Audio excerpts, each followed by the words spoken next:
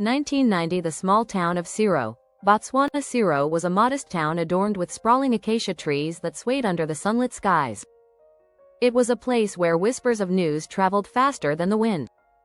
This close-knit community had one undeniable gem at its heart: Carol Dintwe, the beloved mayor. Carol wasn't like other politicians. She wasn't consumed by power or politics.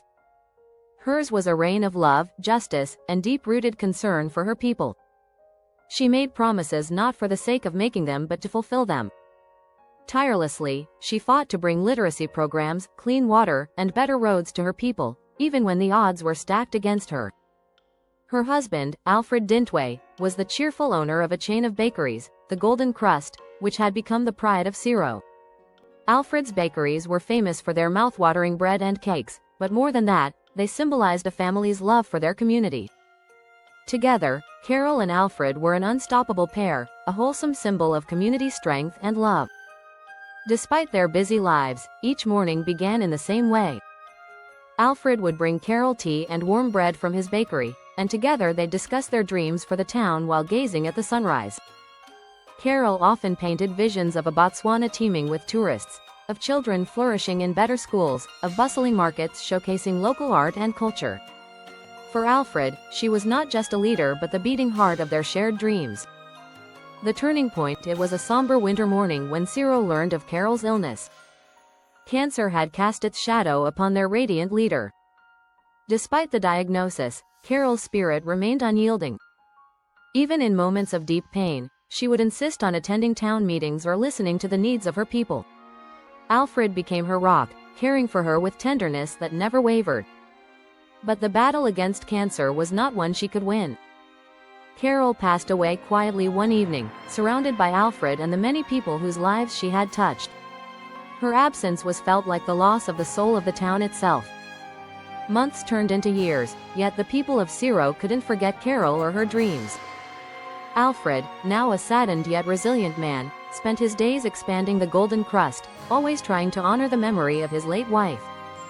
But one day, a group of townsfolk approached him with an unusual proposition. Alfred, an elderly woman, began, "Siro needs another leader, someone who loved Carol's dreams as much as we did. We think you're the man for the job." Alfred resisted at first. After all, he was just a baker, not a politician. But the community's belief in him stirred something deep within. If Carol were here, she would have encouraged him to take the chance. Perhaps the only way to honor her dreams was to take up her mantle. A few months later, Alfred Dintwe was officially elected as Siro's new mayor. The visionary leader Alfred surprised everyone who thought he'd simply fill in for Carol. He wasn't just carrying on her legacy, he was carving his own path. Determined to transform Botswana into a destination known worldwide, Alfred worked tirelessly. He collaborated with local artisans, promoted cultural festivals, and struck deals with international travel companies.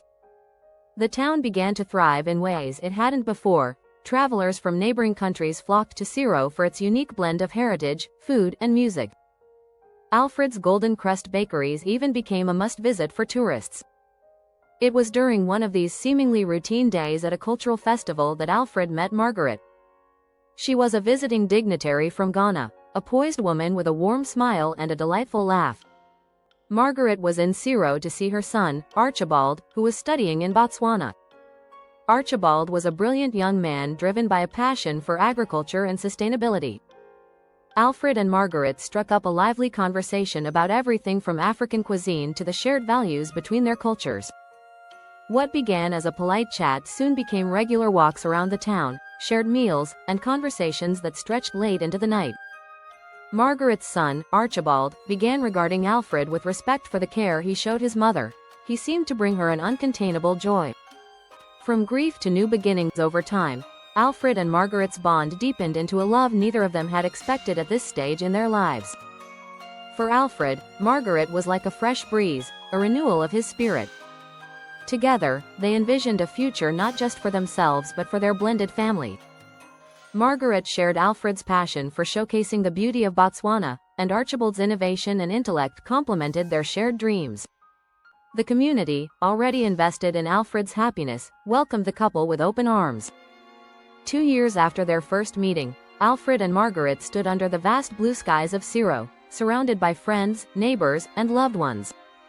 The sound of ululations filled the air as they exchanged vows in a traditional ceremony, blending the customs of Botswana and Ghana, a celebration of love, culture, and new beginnings. A legacy fulfilled together with his new family, Alfred continued to make strides as the beloved mayor of Ciro. Margaret brought fresh ideas from her experiences in Ghana, while Archibald, now a budding environmentalist, inspired Alfred's initiatives to foster sustainable tourism and agriculture. Carol's dream of a thriving, celebrated Botswana had become a reality. Her memory lived on, not just in Alfred's heart but in the streets of Ciro, the laughter of communities she once cared for, and the bustling markets she dreamed of.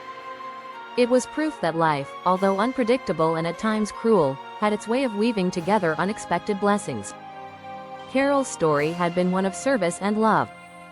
Alfred's story, however, was one of resilience, community, and newfound joy. Together, they showed Ciro and Botswana that from grief could grow something profoundly beautiful.